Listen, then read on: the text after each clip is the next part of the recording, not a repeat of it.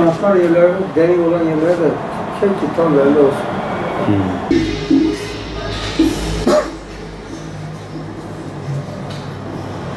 Raflar da yani hiçbir şey kalmamış. Bu dükkandan başka hiçbir gelirim yok. Hemen hemen dükkanımı 5 kere soydular. İkisinde yani olan malımı, mülkümü, işte içinde neyim varsa alıp götürdüler. Bu iki seferde bana hemen hemen 10 milyara yakın bir zararı oldu.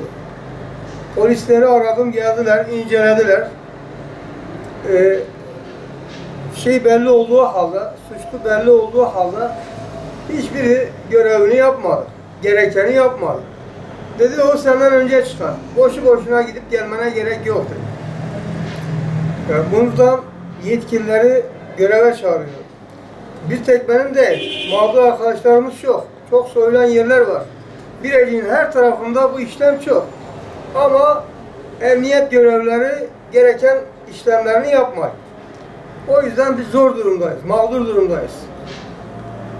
Yani emniyetten gerekeni yapmasını rica ediyoruz. Bütün emeğimizi gelip bir anda 10 dakika, 1 saat içinde alıp götürüyorlar. Nasıl yapacağız, nasıl olacak bu iş? Görüntü bende vardı, emniyet görevlileri aldı, yetkilileri aldı, şahıs belli, şey belli, dedi yapacak bir şey yok. O senden önce çıkar dedi emniyetten. Şikayetçi oldum ama ne fayda, bir şey anlayamadım. Ve yetkilileri buradan göreve çağırıyorum. Lütfen gereken görevlerini doğru yapsınlar. Bu köşede abi. Ayağımızdan birden çıkmışlardır. Tek gel ki kızız. Allah tamam sana. Ya var aynen. Abi köşeden almışmış. Hani buradan da gitmiş. Abdullah Gülbaşı. Evet. Ramazan da benim biraz daha yatımla kalktım. O anda dalmışım. Sabah da kalktım ki pantolonla gömleğim ortada atılır. Cebime de benim uşaklar şakam etti. Öyle cebime attım ki para gitmiş. Öyle sabah sonra kapıyı hiç açmamışlar ha. Duvardan girmişler. De duvarda sıcak yaptı. Sen şunu tut. Aynen öyle. İşkaya ettik geldiler. Oturdu adamlar, cihazlı cüzler. Sıçramaması lazım. Dedim, baktım adam gülüyor biraz. Polis gülüyor. Yani dedi ki bunu götür 10 kağıda verelim. Cevara paraları çıkar. Dedim nasıl olacaktın bu? Dedi kardeşimiz tutuyor, alınıyla bırakıyorlar dedi. Yani biz biliyoruz. Neyse adam ne dedi? Dedi saat 2'den 12'de şeye gelin karakola. Ben bizim arvat bizim kuzu gittik. Önümüzün şeyini çektiler. Ya kardeşimle boş. Baktım adam güldü. Ya da adam oldun demek ki bilirsin. Biz kardeşim biz ne yapaktı? Biz tutup getiriyor savcı arkadan bırakıyor. Bıraktıran var da. Yani adını vermedi. Bak inanma böyle. Ondan sonra çarşı pislik dolu. Ben 30 senedir burada oturuyorum. Ben burada bildim bile de oturuyorum. Bu sene bak ya 2-3 ay içinde arttı. 3-4 ay içinde arttı. Şu keselerine kalayım. Ettikleri bu böyle. Ben iki tarafının ondan sonra 700 kağıtta para. Ya ben dedim tarafını getirirlerdi 700 kağıt yere gitsin. Çive dışarıya mal yapayım. Hep müşterilerin telefon numaraları var. Tabii. 1 milyar da ona verdi. Ben 5 milyarım gitti. Herkes görevi yapmadı. Ya kaç tane pilos var? 3-5 gün geldi gezdiler. Daha gene mahalle işsiz. Mahalle işsiz. Ha kim görev yapıyor? Ki baştakları yaptırmayın. Neymiş oy kaybedermiş.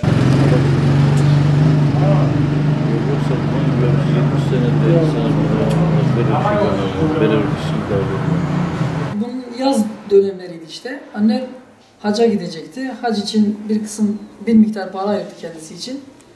İşte namaz dağıdı, seccade işte zemzem için biraz şey getirecek, kurma filan işte. Onlar için kendine ayırmış 4500 lira. Bir akşam öncesinde ben 1000 lirasını aldım. Sonra sabah olduğunda annem beni aradı. 3500 lirasının yok olduğunu söyledi. Yani ben de şaştım, şaka filan zannettim. Tabii o sıralar yaygın olduğu için hemen hemen ya kendisi ya komşusuna giren hırsızlardan yani yaygın herkes duyar bilir. İşte biz de duymuştuk ama bizde olduğunu yani zannetmedik. Şaka zannettim başta. Ama sonradan anladık. Annem dedi 3500 lira yok. Yani emniyete de başvuru yapmadık. Zaten komşularımız o kadar başvurdu, bir şey anlamadı. Biz de bir şey anlayacağımızı zannetmediğimiz için yani oraya kadar yorulmaya da değmez dedik. Yani artık iyi ki ahiret var. Öyle diyelim. Hemen hemen 2 senedir çok oldu. 2 senedir çok oldu. Daha öncesi hırsız gibi. Yok öyle bir şeyler hiç görmedik. 30 yıldır ilk 30 defa. yıldır ilk defa gördüm. O Peki. da beni takip mi ettiler, ne ettiler artık bilmiyorum. Oğlana bakıp çağırıyordum 1 milyonlu. O 3,5 milyon sefer oğlan geldi dedim hani ben ceyran faturasını vermeye gideyim dedim. Dedim hani ne oldu dedim valla cüzdanımla param yoktu dedi. Hani ne ettin dedi valla ben de o paranın hepsini aladım. Dedim oğlum valla aladım haberim ne dedi. Param gitti. Bir komşum da oldu. Kızımın komşularına gittiler. Kızımın da evine gelmişler, yatak odasına girmişler. Girmiş bakmışlar bir şey yok, geri çıkmışlar karanlıkta. Valla 50 yüzlük yığdım. A 1 milyon, A 500 milyon, 200 milyon. Öyle ben 50 yüzlük yığdım işte. Kaç yılda biriktirdiniz o parayı? 10 senedir kayıt olmuşum. Ona diyeyim hac param, ona diyeyim hac param. Telef etmeyeyim, eder etmeyeyim. Ama hac paramı yığım diye. Ya yığdım da çok şükür. Gittim ama ne hava gittim. Hiçbir şey uşaklarıma getirmedim. Kimseye bir şey getirmedim.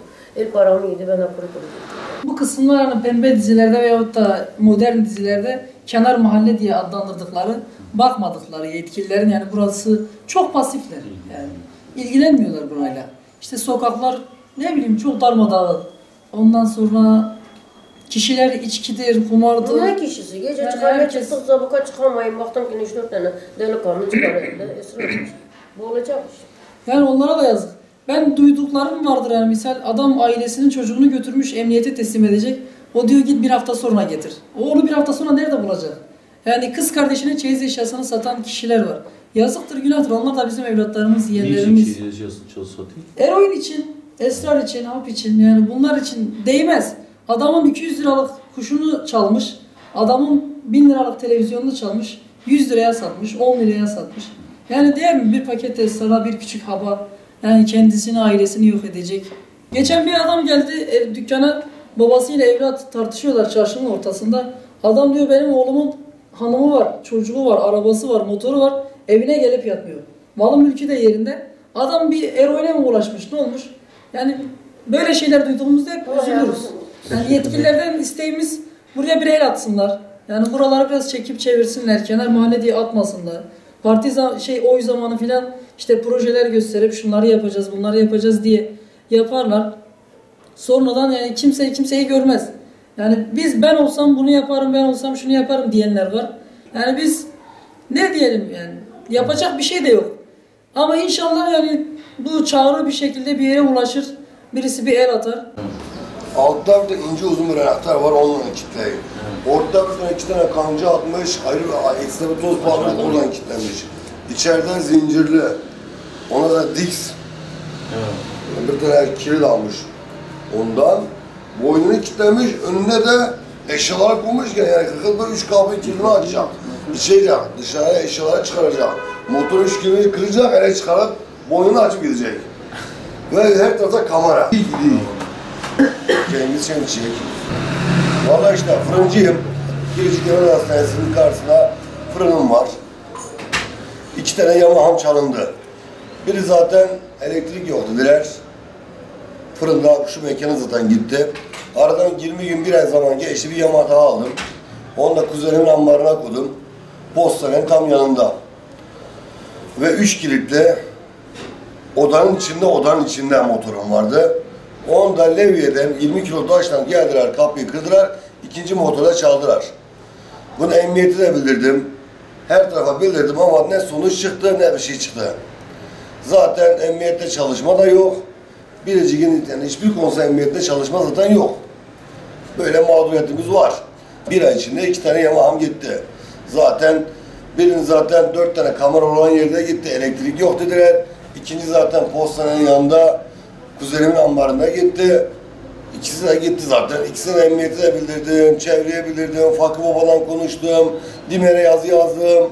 Ama sonuç olarak hiçbir sonuç yok. Kiloluk bir taş, levye, ondan sonra balyoz vurarak kapının 4 tarafını yıkıp motoru götürmüşler. Bütün insanlar halk ayağa kalmış ama kahana kadar motor yine gitmiş. Sağ tarafında postane var, sol tarafında da eczane var. Onların kamera kayıtlarına zaten yine bakıldı mı bakılmadı mı bilgim yok.